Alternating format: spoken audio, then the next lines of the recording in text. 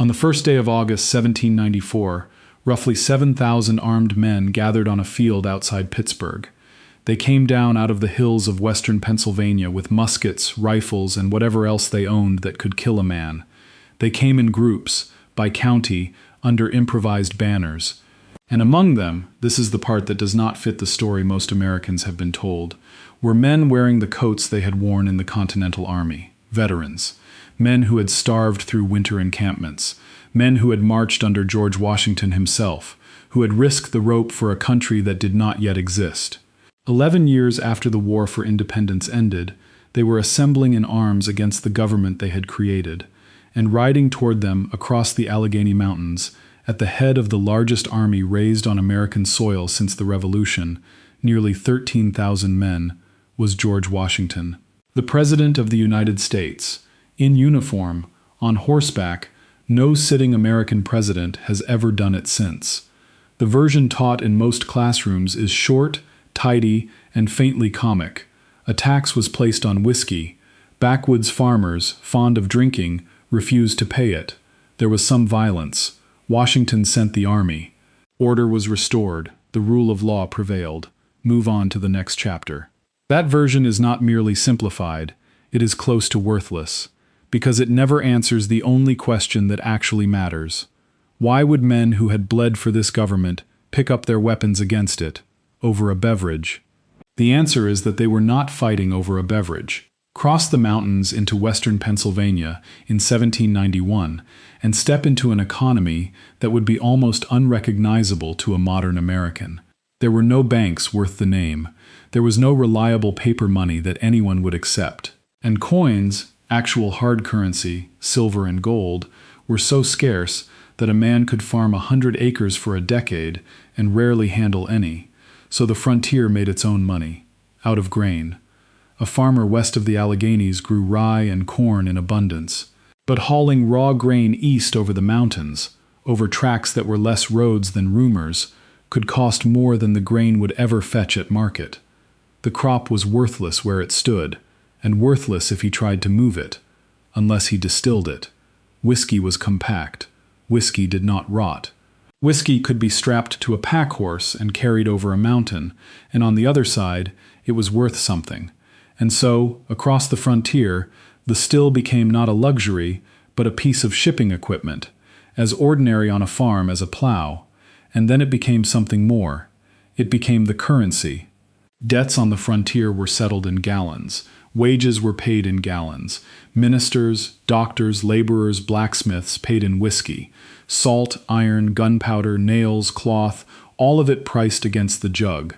Ledgers from the period record accounts kept not in dollars but in the liquid itself. Which means that in March of 1791, when Congress passed a federal excise on distilled spirits, it did not do what the textbooks say it did. It did not tax a drink. It taxed the money. And there is a second detail, a colder one, that turns the entire story on its head. The tax could not be paid in whiskey. It had to be paid in cash, hard coin, the one thing the frontier did not have. The federal government, sitting in Philadelphia, had just demanded that its poorest and most distant citizens pay a tax in a currency that, for practical purposes, did not exist in their world. Hi viewers, if your government demanded that you pay a tax in money you had no possible way of getting, would you pay it or would you refuse? One sentence in the comments. Because the men on that field believed they had already answered that question once, with rifles, against a king. And there was more buried inside the law than the frontier yet understood. The excise contained a clause, a technical provision about how a distiller could choose to be assessed, that almost nobody outside the Treasury Department examined closely. On paper, it looked like flexibility, a convenience, a kindness even. In practice, it meant that a large, wealthy distiller in the East could end up paying less on every gallon he produced than a small farmer in the West paid on his. The tax was not simply resented, it was, in its architecture, tilted, and it did not stop there. A frontier farmer accused of violating the excise could be summoned to face trial in Philadelphia, a journey of some 300 miles, across mountains, for weeks. A man could be found completely innocent and still lose his farm to the cost of proving it. That was the tax. That was what the men on Braddock's field were carrying, along with their muskets. But the deeper wound was older than the law. The frontier already believed the East had abandoned it. The federal government could not protect settlers from the violence on the border. It could not open the Mississippi River to their trade, leaving their goods bottled behind a wall of mountains. It seemed unable to do anything for them at all, but it could find them when it wanted money. To those farmers, that arrangement had a name. They had fought a war over it, a distant capital, taxing a distant people, taking their money and giving nothing back, and telling them it was all perfectly legal. So the questions that hang over this story are far harder than the classroom version admits. Why did George Washington, a man who had spent 8 years of his life fighting a king for the principle that Americans should not be taxed by a government that did not answer to them, put on his uniform and ride out against American farmers? Who wrote a tax that fell hardest on the people with the least, and did they know exactly what they were doing? And what happens to a country the first time its own government decides to answer its citizens with an army? Because that is what 1794 truly was. The first time, the precedent, the moment the United States discovered what it was permitted to do to its own people and found that it could survive doing it. None of the men riding toward Pittsburgh that autumn would call it that. They would call it restoring order. To understand why those men were standing on that field, the story has to cross the mountains, into a world with almost no coins, no roads worth the name, and no government worth trusting. A world where a farmer's entire year, everything he had grown and everything he owed, could be measured in gallons. The Allegheny Mountains do not look like an enemy. On a map, they are a soft green ripple across Pennsylvania, a few inches of ink between Philadelphia and Pittsburgh. In 1791, they were something else entirely. They were a wall, and that wall decided what a man's life was worth. The roads across them barely deserved the name. They were traces. Ruts cut through forest, washed out by rain, choked with mud in spring and impassable with ice in winter. A wagon that attempted them risked a broken axle, a broken horse, or a broken man. Most of the time, a farmer did not attempt them with a wagon at all. He used pack horses, strung in trains, picking their way over the ridges one careful step at a time. Consider what that meant for a man who grew rye. He could raise a fine crop. He could fill his barn, and then he would face the arithmetic that governed every life west of those mountains. A pack horse could carry perhaps 4 bushels of grain. By the time that grain reached a market in the east, the cost of getting it there could swallow most of what it was worth, sometimes all of it. A man could work a full season, harvest a full field, and discover that his crop was worth more as animal feed than as money. The mountains had not merely made the frontier remote. They had made its labor almost worthless, unless he changed the shape of it, because that same pack horse, the one that staggered under 4 bushels of rye, could carry 2 kegs of whiskey, and those 2 kegs held the distilled essence of roughly 24 bushels, the same animal, the same trail, 6 times the value on its back. That is what a still was on the American frontier, not a vice, not a luxury. It was a technology for moving grain over a mountain. And so the still became as ordinary a piece of farm equipment as a plow. Copper vessels, worked by hand, sitting in barns and outbuildings from the Monongahela Valley to the Ohio. After the harvest, when the fields went quiet and the cold came down, the fires were lit under them, and the frontier began the second half of its year, turning what it had grown into something it could actually sell. But whiskey did not stay a product for long. It became the money. There were no banks out there, no trusted paper. And coin, real silver, real gold, was so rare that entire counties operated for years with almost none of it in circulation. What little hard money reached the frontier flowed east again almost immediately, back toward the merchants and creditors of Philadelphia and Baltimore, leaving the western settlements permanently drained. So a society without money invented one. Wages were paid in whiskey, a hired hand worked a season and was settled in gallons. Ministers were paid in it, doctors accepted it, blacksmiths, weavers, wagoners, all of them took the jug in trade. Salt was priced in whiskey, iron was priced in whiskey, gunpowder, nails, cloth, sugar, shoes. Store ledgers on the frontier were kept not merely in pounds and shillings, but in gallons, because gallons were what actually crossed the counter. Picture it plainly. A farmer in Washington County, Pennsylvania, in the autumn of 1790. His field is cut, his barn is full. Through the freezing weeks he runs his still, and by spring he has a few kegs, perhaps the entire liquid value of a year of his life, of his wife's labor and his children's, standing in a corner of a shed. That is his savings account. That is his cash. That is everything. And he has, quite possibly, never in his life held a silver dollar in his hand. Now understand the mood of the people living that way. They did not believe the government in Philadelphia had earned anything from them. On the western edges, a savage border war ground on with the native nations of the Ohio country, a conflict of raids and reprisals and burned cabins that the federal government seemed either unable or unwilling to end. Frontier families buried their dead and asked what protection they had been given, and their trade was strangled. The natural route for western goods was not east over the mountains at all. It was south, down the Ohio, down the Mississippi, to New Orleans and the sea. But Spain controlled the mouth of that river, and the Mississippi was closed to American commerce.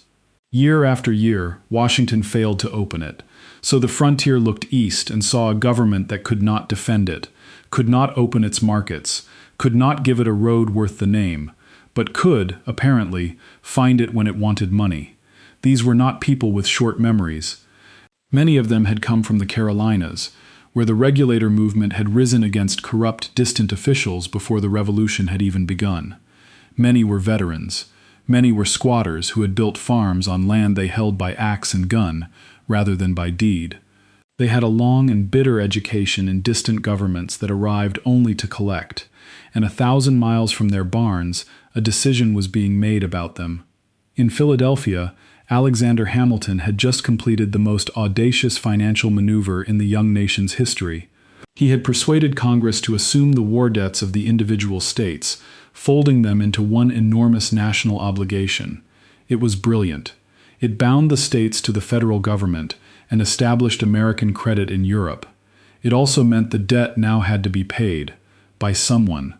The tariff at the ports was already working, but Hamilton wanted more, a second stream, an internal one, something that would prove the federal government could raise revenue from the interior of its own country. He studied the map, he studied the ledgers, and he saw stills. In March of 1791, Congress passed the tax. On paper it looked simple, fair, and entirely modest, but buried inside the text of that law was a clause that would decide who prospered and who was ruined, and almost nobody outside the Treasury Department noticed it was there. The clause concerned a choice. A distiller could be taxed in one of two ways. He could pay a rate on every gallon he actually produced, or, if his still sat in a rural county, he could pay a flat annual fee, calculated on the capacity of his still, regardless of how much whiskey he made. Read quickly. It sounds like generosity, flexibility, a concession to the small producer. Now do the arithmetic the way a distiller would have done it. A large commercial distillery in the East, the kind operating outside Philadelphia, with capital, with contracts, with a market at its doorstep, ran nearly year-round. Its stills were rarely cold. Every additional gallon it produced spread the fixed cost of the tax a little thinner. Whether it paid by the gallon or by capacity, sheer volume drove its effective burden per gallon down and down. Now the farmer in Washington County. His still runs a few weeks a year, after the harvest, when the grain is in and the weather is cold. His volume is small by definition. He cannot run it constantly because he is not a distiller, he is a farmer who distills. Whichever way he is assessed, that tax lands on a far smaller number of gallons. Same law, same words, same rate, and the wealthy Eastern producer ends up paying less on every gallon than the poor Western farmer. It was not a rumor, it was not a grievance invented after the fact. It was the mathematics of the statute, and the frontier worked it out very quickly, because the frontier was made of people who lived and died by exactly this kind of margin. Then came the second injury. The tax could not be paid in whiskey. It had to be paid in cash, hard money. The federal government had reached across the mountains into an economy that had almost no coin and demanded payment in the one commodity that economy could not produce. A man could be sitting on kegs representing a year of his life and still be, in the eyes of the law, unable to pay. To the men who owned those kegs, this was not taxation. It was confiscation with paperwork. And then the third injury, which may have been the cruelest of all. A distiller accused of violating the excise could be summoned to answer for it in federal court, in Philadelphia, 300 miles east, over the mountains. A journey of weeks, at a season when his farm needed him, at a cost he could not absorb. A man could make that journey, stand before the court, be found entirely innocent, and come home to find that the trip had cost him his farm. That is the law that arrived on the frontier in 1791. And the frontier's answer came almost immediately. The collectors could not collect. Some resigned before they ever knocked on a door. Others found that no man in the county would rent them an office, sell them a meal, or speak to them in the street. To take the job was to be cut out of the only society you had. For those who persisted, the answer got harder. In September of 1791, a collector named Robert Johnson was seized in Washington County by men in disguise. He was stripped, he was tarred, he was feathered, he was left tied and abandoned in the woods, and he had to make his way out on his own. The message traveled faster than any federal writ. Liberty poles went up. The same defiant symbol raised against the British a generation earlier, now planted against an American government, and through the countryside began to circulate letters and notices, nailed to trees, slipped under doors, printed in the newspapers, signed with a name that belonged to no one and to everyone. Tom the Tinker, a tinker mends things, and the notices explained, with grim humor, that any man who still had been registered with the federal government, any man who had complied, had a still in need of mending. Tom the Tinker would come and mend it, with fire. There was no such person. That was precisely the power of it. Tom the Tinker was the collective will of the frontier, and he was more effective at enforcement in western Pennsylvania than the entire United States Treasury. And the man the government sent to face all of this made everything worse simply by existing. John Neville was the regional inspector. He was also a Revolutionary War veteran, a wealthy landowner, a member of the frontier's small elite, and a large-scale distiller himself. The men of Washington County did not need to imagine a conspiracy. They could ride past it. Here was a rich distiller, collecting a tax that cost rich distillers less per gallon than it cost poor ones, on behalf of a government 300 miles away. Neville had once opposed the excise. Then he took the job. For 3 years the pressure built. Petitions were written, conventions were held, resolutions were passed. And in Philadelphia, Congress finally listened, in the worst possible way. In June of 1794, Congress passed a law allowing excise cases to be tried in state courts, close to home. The single most hated feature of enforcement, the ruinous journey east, was abolished. The grievance had been answered, and then the writs went out anyway. Under the old rules, before the new law could take effect, federal processes were issued summoning frontier distillers to appear in Philadelphia. The machinery of the old injustice kept grinding forward, even as the injustice itself was being repealed. On the 16th of July, 1794, a federal marshal rode into Allegheny County with those summonses in his hand. Riding with him, to identify the men and the stills, was John Neville. They were fired upon. That night, word ran through the countryside. By morning, armed men were moving toward Neville's home at Bower Hill, a fine house by frontier standards, the house of a man who had done well. They surrounded it. Shots were exchanged. The attackers withdrew. They came back the next day, and there were hundreds of them. At their head was a man named James McFarland, a farmer, a militia officer, and a veteran of the Continental Army. He had fought the British. He had served his country. And on the 17th of July, standing outside a house in western Pennsylvania, he was shot dead. Accounts of that moment conflict, as they almost always do. His men believed a flag of truce had been raised, and that McFarland stepped into the open trusting it, and that he was shot regardless. Whether that is exactly what happened has been argued for 2 centuries. It did not matter then. What mattered was what his men believed. The house at Bower Hill burned to the ground, and the funeral of James McFarland became something no funeral should ever become. It became a mustering. A Continental Army veteran, killed by his own government's men, over a tax on the only money his neighbors had. The rage that came out of that grave did not stay in the ground. Federal mail was intercepted on the road east, opened, and read, revealing exactly what the citizens of Pittsburgh were writing to Philadelphia about their neighbors.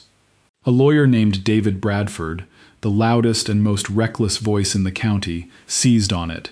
He called out the militia. He talked of resistance, of an independent Western nation, of what might be gained from the British in the north or the Spanish in the south. And on the 1st of August, 1794, they came. 7,000 men, on a field at Braddock's, the same ground where a British army had been shattered 40 years before. Some had come out of fury, some had come out of fear of what would happen to a man who stayed home. They drilled, they marched, they talked, openly, about burning Pittsburgh to the ground. Inside the town, a writer and lawyer named Hugh Henry Brackenridge spent those days performing the most dangerous balancing act of his life, flattering the crowd, negotiating with its leaders, stalling, steering, doing everything he could think of to move 7,000 armed men through his town and out the other side without a fire being lit. He succeeded, and for the rest of his life both sides would suspect him of treachery. 400 miles east, the cabinet of the President of the United States was arguing. Thomas Jefferson had warned, from the beginning, that an internal excise would produce exactly this, that the tax was an invitation to precisely this kind of resistance. Alexander Hamilton wanted the army. He had wanted something like it for years. In his view, the fatal disease of the old Confederation had been that no one feared it, that a government which could be defied with impunity was not a government at all. Here at last was the demonstration, and on this question, Hamilton was about to get everything he asked for. Washington had a choice. He could negotiate and risk teaching every county in America that federal law stopped wherever enough armed men objected to it, or he could do the thing that no American president has ever done since, put on his uniform, mount his horse, and lead an army against the people he had once commanded. In September of 1794, he made his decision. And what happened on the other side of those mountains was not a battle, it was something the survivors would remember, for the rest of their lives, as the dreadful night. The law did not simply permit the president to raise an army against American citizens, it required a witness. Under the Militia Act of 1792, before the militia of the states could be called into federal service against civil disorder, a justice of the Supreme Court had to certify that the ordinary machinery of law enforcement had failed, that the courts could no longer function in that place. That certification was signed by Associate Justice James Wilson. One signature on one sheet of paper in Philadelphia. It unlocked 13,000 men. Washington called militia from Pennsylvania, New Jersey, Maryland, and Virginia. The force that assembled was extraordinary, comparable in size to armies Washington had commanded in the war against Britain, raised, now, to arrest farmers. They marched west in the autumn cold, in two great columns, through Carlisle and Bedford, and Washington rode with them, the President of the United States, 62 years old, in uniform, at the head of a federal army moving against his own citizens. He is the only sitting president in American history to have done it. At Bedford, he turned back. He handed the army to Henry Lee, Light Horse Harry Lee, the cavalry commander of the Revolution, now governor of Virginia, and riding with that column, in civilian clothes, holding no military rank at all, was Alexander Hamilton. The army crossed the mountains, and it found nothing. There was no rebel line. There was no fortified position. There was no army of 7,000 waiting on any field. The insurrection had simply dissolved, evaporated back into barns and fields and kitchens, back into the ordinary business of getting through a Pennsylvania winter. The men who had stood at Braddock's field had gone home. Many had never wanted to be there in the first place. The United States had marched 13,000 soldiers over the Alleghenies to fight a rebellion that no longer existed. And here is the revelation buried in that anticlimax. The point had never really been to defeat an enemy. There was no enemy to defeat, and there had not been for weeks. The government's own emissaries had reported as much before the columns ever set out.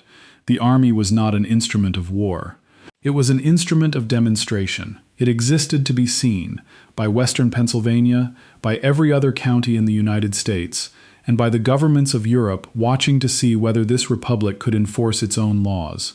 The demonstration worked, and the people it was demonstrated upon paid for it.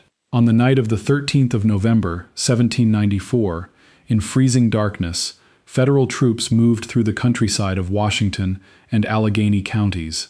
They did not knock. They did not carry warrants. They pulled men out of their beds, out of their homes, away from their wives and children, and drove them through the cold in whatever they had been sleeping in. Prisoners were penned in cellars, in open yards, in an unfinished building, guarded through a night bitter enough to break a man's health. Around 150 men were taken. Most of them had done nothing at all. Some had never fired a shot, never signed a paper, never stood on any field. They were simply there, and they were simply available.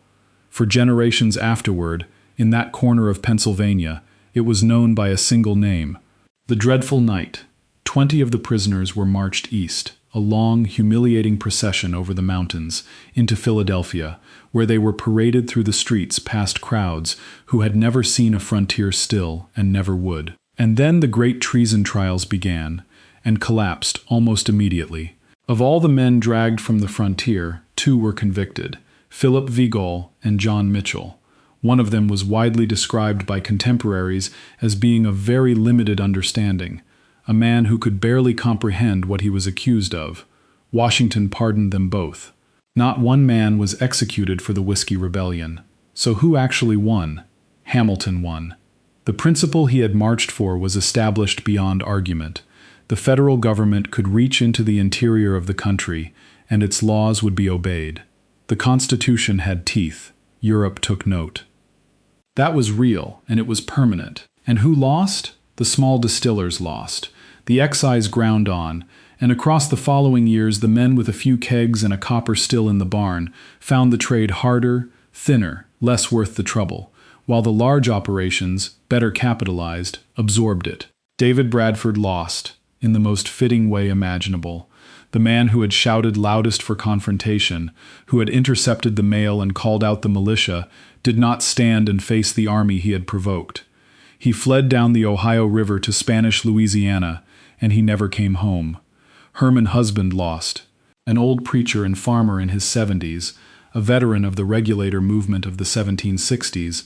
He was arrested and held, and he died not long after his release, a man who had spent his entire life resisting distant governments and who was finally broken by one. And the men who buried James McFarland lost. They had watched a Continental soldier put in the ground by his own country over a tax on the only money they had. There is one more cost, and it is the one almost never mentioned. The whiskey excise never raised very much. It was difficult to collect, resisted everywhere, and modest in yield. The expedition to enforce it, 13,000 men, provisioned, armed, and marched across a mountain range and back, was extraordinarily expensive. It is entirely possible that the United States government spent more money crushing resistance to the tax than the tax itself ever brought into the treasury. And the political consequences were worse than the fiscal ones. Washington, in his message to Congress, laid blame on the Democratic-Republican societies, the political clubs springing up across the country to criticize his administration. It was the closest thing to a partisan attack he ever made in office. It detonated in his hands. The societies and their allies seized on the accusation and on the image of a federal army marching against farmers, and turned both into the founding grievance of an opposition movement. What had been loose factions hardened into something the founders had sworn they did not want and had just created anyway, a party system. Hamilton had won, the law stood, the stills were counted, and yet within a decade, every single thing he had marched for would be gone. Undone not by rifles, but by ballots. And the man who erased the whiskey tax from American law had once sat in a room full of the very rebels Washington's army had been sent to destroy. The anger did not die on the frontier. It organized. The excise and the army that had enforced it became a permanent wound in American politics, carried into elections, printed in newspapers, argued in taverns from Georgia to Vermont. Jefferson and his allies built a coalition on it. The Federalists, who had won so completely in 1794, discovered that they had won the wrong argument. In 1800, Thomas Jefferson took the presidency, and to run the Treasury of the United States, he appointed a Swiss-born politician from western Pennsylvania named Albert Gallatin. Gallatin had been there. He had sat in the frontier conventions during the crisis. He had argued in those rooms against violence, pleading for petition and delay instead of muskets, and had come close to being swept aside by men who wanted to fight. He later called his part in that affair his one political sin. Now he sat at Alexander Hamilton's desk, and in 1802 the whiskey tax was repealed. The internal taxes were swept away. The excise that had cost a man his life at Bower Hill, that had put 150 men in a cold yard on a November night, that had marched an army over the Alleghenies, was simply erased from the law by a government that had been elected, in no small part, by the fury it created. The rebels lost the field. They won the country. The federal government would not tax whiskey again for 60 years. Not until 1862, when Abraham Lincoln, drowning in the costs of a civil war, signed an act that brought the excise back, along with a new office in the Treasury Department to collect it. That time, it stayed. The Whiskey Rebellion is taught as a story about the rule of law defeating mob violence, and there is truth in that. A republic that cannot enforce its own statutes is not a republic for long, and Washington knew it. But that is not the whole story, and it never was. It is also the story of a tax that fell hardest on the people least able to bear it. A tax that demanded coin from an economy that had none. A tax whose fine print favored the wealthy and the well-connected, and whose enforcement could ruin an innocent man simply by summoning him. And it is the story of a government that answered a real, arithmetic, entirely legitimate economic grievance by putting 13,000 soldiers on the road. And there is a harder inheritance still. Before 1794, it was an open question what the United States government would do if its own citizens refused it. After 1794, it was not a question. The precedent was set, the machinery was tested, the legal key had been turned by a Supreme Court justice's signature, and the Republic had survived doing it. Every time since then that the federal government has sent armed force against Americans, it has walked on ground that was surveyed in western Pennsylvania in the autumn of 1794. And the farmer's argument, the actual argument, underneath the tar and the fire, has never been answered. A tax can be identical on paper and brutally unequal in practice. That is not an 18th century problem. Flat fees, court fines, licenses, levies that a wealthy person pays without noticing and a poor person pays with a car, a job, a home, or a stretch of freedom. The frontier farmer's complaint was that the law weighed the same on every man's shoulder and did not weigh the same on every man's life. He was outvoted. Then he was outgunned. And then, slowly and quietly, he was proved right. The men on Braddock's Field were not fighting about whiskey. And George Washington was not fighting about revenue. They were fighting over a question this country has never fully settled. What does a government owe the people it taxes, and what is it permitted to do to them when they say no? In 1794, the government answered with an army. 8 years later, the people answered with an election. Both answers are still on the table. So, was Washington right to send the army, or did he set a precedent America should never have set? If the tax really was written to favor the rich, were those men rebels, or were they right? And who, in your America, is paying the whiskey tax today? There is one more thing worth knowing about the country those farmers lived in. For most of the 19th century, the United States had no national currency. Thousands of individual banks printed their own paper money. By some counts, more than 8,000 different kinds of notes circulating at once. Some were worth full value, some were worth pennies, some were worth nothing at all, printed by banks that had never existed. Merchants kept thick manuals on the counter simply to work out which notes to accept and which to refuse, and $1 in one town was not $1 in the next. The country ran that way for decades. Then a single decision, made under the pressure of war, wiped all of it out and created the money sitting in every American wallet today. What that decision reveals about who actually decides what money is worth may be the most unsettling chapter in American financial history.